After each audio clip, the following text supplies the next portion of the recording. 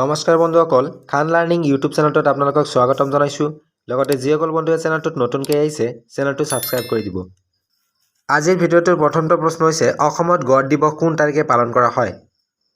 এ number দিয়া আছে 3 July, B দিয়া আছে 19 আগষ্ট, চি দিয়া আছে 22 ছেপ্টেম্বৰ, ডি দিয়া আছে 29 অক্টোবৰ। ইয়াৰ শুদ্ধ উত্তৰটো হ'ব চি অৰ্থাৎ 22 ছেপ্টেম্বৰ। 2 নম্বৰ প্ৰশ্নটোত দিয়া আছে অসমৰ কোনখন জিলাত শ্ৰী সূৰ্য পাহাৰ অৱস্থিত?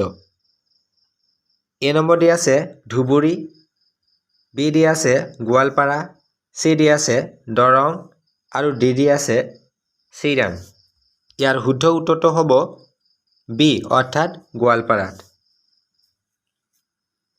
3 নম্বৰ প্ৰশ্নটোত দিয়া আছে অসমৰ আটাইতকৈ দীঘল পৰ্বতশ্ৰেণী কোনখন? এ দিয়া আছে পাটকাই, বি দিয়া আছে নামচাই, চি দিয়া আছে বৰাইল আৰু ডি দিয়া আছে বেথাতলি। ইয়াৰ শুদ্ধ উত্তৰটো হ'ব চি অৰ্থাৎ বৰাইল। 4 নম্বৰ প্ৰশ্নটোত দিয়া আছে সতী সাধনী কোন ৰাজবংশৰ মহাৰাণী? এ দিয়া আছে আহোম, বি দিয়া আছে কোচ, চি দিয়া আছে চুতীয়া আৰু ডি দিয়া আছে ডিমা ত্ৰিপুৰা। ইয়াৰ শুদ্ধ উত্তৰটো হৈছে চি অৰ্থাৎ চুতীয়া। 5 নম্বৰ প্ৰশ্নটোত আছে তলৰ কোনখন ৰাজ্য গুৱাহাটী উচ্চ ন্যায়ালয়ৰ ক্ষেত্ৰাধিকাৰ নহয়? এ দিয়া আছে নাগালেণ্ড, বি দিয়া আছে মিজোৰাম, চি দিয়া আছে অৰুণাচল প্ৰদেশ, ডি দিয়া আছে ত্ৰিপুৰা। ইয়াৰ শুদ্ধ উত্তৰটো হৈছে ডি অৰ্থাৎ ত্ৰিপুৰা। 6 নম্বৰ প্ৰশ্নটোত দিয়া আছে মাউণ্ট এভাৰেষ্ট পৰ্বত আৰোহণকাৰী প্ৰথম অসমীয়া ব্যক্তিজন কোন? এ নম্বৰ দিয়া আছে মনীষ ডেকা, বি দিয়া আছে তৰুণ শইকীয়া, চি দিয়া আছে বিদ্যুৎ বৰা, ডি দিয়া আছে অভিনন্দন বৰা। ইয়াৰ শুদ্ধ উত্তৰটো হৈছে বি অৰ্থাৎ তৰুণ শইকীয়া। 7 নম্বৰ প্ৰশ্নটোত দিয়া আছে মাটিকালিৰ ক্ষেত্ৰত অসম ভাৰতৰ কিমান সংখ্যক ৰাজ্য? এ দিয়া আছে 11তম, বি দিয়া আছে 14তম, চি দিয়া আছে 15তম, ডি দিয়া আছে 17তম। ইয়াৰ শুদ্ধ উত্তৰটো হৈছে ডি অৰ্থাৎ 17তম। 8 নম্বৰ প্ৰশ্নটোত দিয়া আছে আত্মসন্ধান নামৰ আত্মজীৱনীখন কোনে ৰচনা কৰিছিল? এ নম্বৰ দিয়া আছে হোমেন বৰগোহাঞি, বি দিয়া আছে কনকসেন ডেকা, চি দিয়া আছে নগেন শইকীয়া, ডি দিয়া আছে মহিম বৰা। ইয়াৰ শুদ্ধ উত্তৰটো হৈছে এ অৰ্থাৎ হোমেন বৰগোহাঞি। 9 নম্বৰ প্ৰশ্নটো হৈছে পূৰ্বতে অসমৰ কোনখন ৰাজ্যক বাংমাৰা আৰু চাংমাই পথাৰ নামেৰে জনা যায়? এ দিয়া আছে শিৱসাগৰ, বি দিয়া আছে যোৰহাট, চি দিয়া আছে তিনিচুকীয়া, ডি দিয়া আছে গোলাঘাট। ইয়াৰ শুদ্ধ উত্তৰটো হৈছে চি অৰ্থাৎ তিনিচুকীয়া। 10 নম্বৰ প্ৰশ্নটো হৈছে তলৰ কোনগৰাকী ব্যক্তিক অসমৰ প্ৰথম ক্ৰীড়া এম্বেচেডৰ হিচাপে নিযুক্তি দিয়ে? এ দি আছে হিমা দাস, বি দি আছে অংকুশিতা বড়ো, চি দি আছে শিৱা থাপা, ডি দি আছে মহাদেৱ ডেকা। ইয়াৰ শুদ্ধ উত্তৰটো হৈছে এ অৰ্থাৎ হিমা দাস। 11 নম্বৰ প্ৰশ্নটোত দি আছে অসমৰ কোনজন লিখকক উপন্যাস সম্ৰাট নামেৰে জনা যায়? এ দি আছে শৰৎচন্দ্ৰ গোস্বামী, বি দি আছে লক্ষ্মীনাথ বেজবৰুৱা, চি দি আছে ৰজনীকান্ত বৰদলৈ, ডি দি আছে কৃষ্ণকান্ত সন্দিকৈ। ইয়াৰ শুদ্ধ উত্তৰটো হৈছে চি অৰ্থাৎ ৰজনীকান্ত বৰদলৈ। 12 নম্বৰ প্ৰশ্নটোত দিয়া আছে অসমৰ কোন জনজাতিয়ে বৈশাগু উৎসৱ উদযাপন কৰে? এ দি আছে বড়ো, বি দি আছে দেউৰী, চি দি আছে ডিমাচা আৰু ডি দি আছে ৰাভা। ইয়াৰ শুদ্ধ উত্তৰটো হ'ব এ অৰ্থাৎ বড়োসকলে। 13 নম্বৰ প্ৰশ্নটোত দিয়া আছে ওদালগুৰি জিলাত থকা বন্যপ্ৰাণী সংৰক্ষিত বনাঞ্চলখনৰ নাম কি?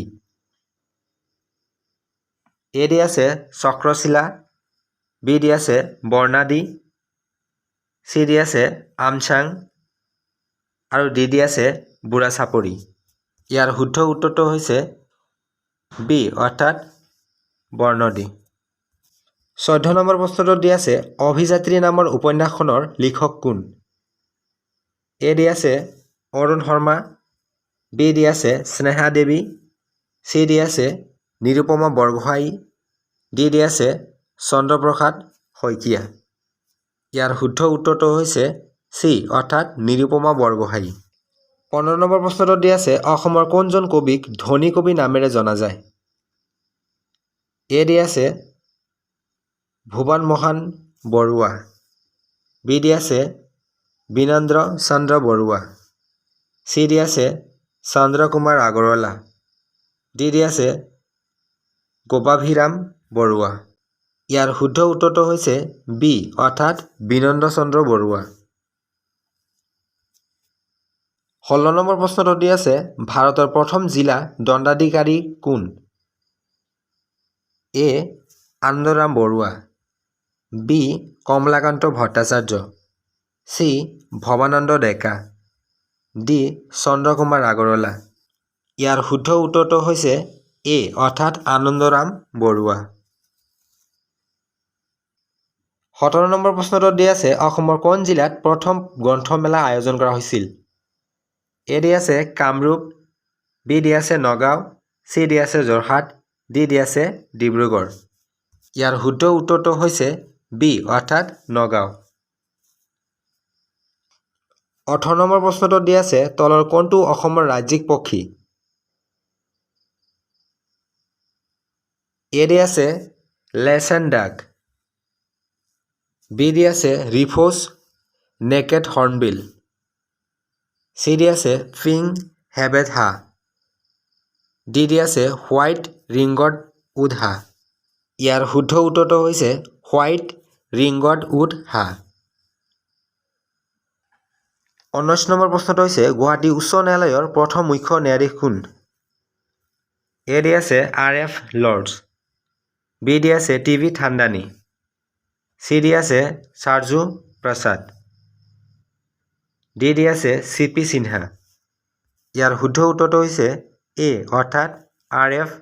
লৰ্ডছ। 20 নম্বৰ প্ৰশ্নটো দি আছে লাচিত বৰফুকনৰ মৈদাম ক'ত অৱস্থিত?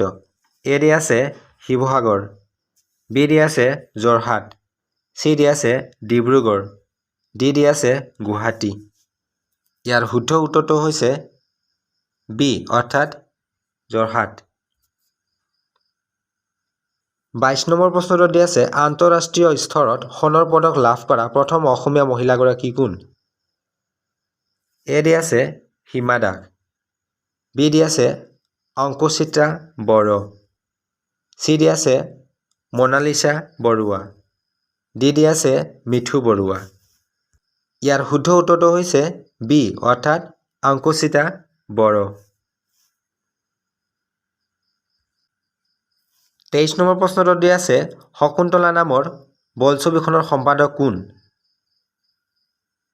এ দি আছে ভৱেন্দ্ৰনাথ শইকীয়া, বি দি আছে ডক্টৰ ভূপেন হাজৰিকা, চি দি আছে বিদ্যুৎ চক্ৰৱৰ্তী, ডি দি আছে জ্যোতিপ্ৰসাদ আগৰৱালা। ইয়াৰ শুদ্ধ উত্তৰটো হৈছে বি অৰ্থাৎ ভূপেন হাজৰিকা। 24 নম্বৰ প্ৰশ্নটো দি আছে জ্যোতিপ্ৰসাদ আগৰৱালাই ৰচনা কৰা দ্বিতীয় বোলছবিখনৰ নাম কি? এ দি আছে জয়মতী, বি দি আছে ইন্দ্ৰমালতী, চি দি আছে মনোমালী, ডি দি আছে চিৰাজ। ইয়াৰ শুদ্ধ উত্তৰটো হ'ব বি অৰ্থাৎ ইন্দ্ৰমালতী। 25 নম্বৰ প্ৰশ্নটো হৈছে অসমীয়া কেলেণ্ডাৰত 32 দিনীয়া মাহ কোনটো?